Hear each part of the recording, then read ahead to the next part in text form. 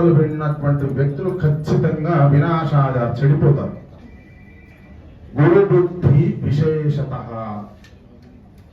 గురువుగా భావన చేయాలి. ఎవరిని గురువుగా భావన చేయాలి? మనకు మంచి చెప్పేటువంటి వాడు ఎవరైనా సరే వారు గురువుతో సమానం. ఆ రోజు వాస్తవానికి 2018లో ఈ శర్మ గారు ఏమమ్ముతాడు, నన్ను చూస్తే సరే ప్లాట్లు అమ్మినట్టుగా కనబడతానే. అసలు ఎవరు ఎక్స్పెక్ట్ చేయరు నేను రియల్ ఎస్టేట్ చేస్తానంటే,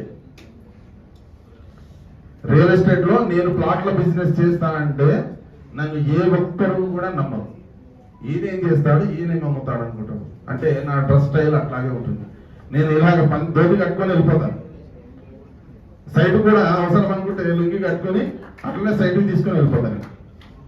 నేను నాకు డ్రెస్ గురించి కాదు, నేను చేసేటువంటి పని మీద కోరిక, విశ్వాసము. ప్లాట్ అమ్మడము చాలా ఈజీ అండి. మనము చెప్పేటువంటిది ఏదైతే మాట ఉంటుందో అది జెన్యూన్ గా ఉండాలి.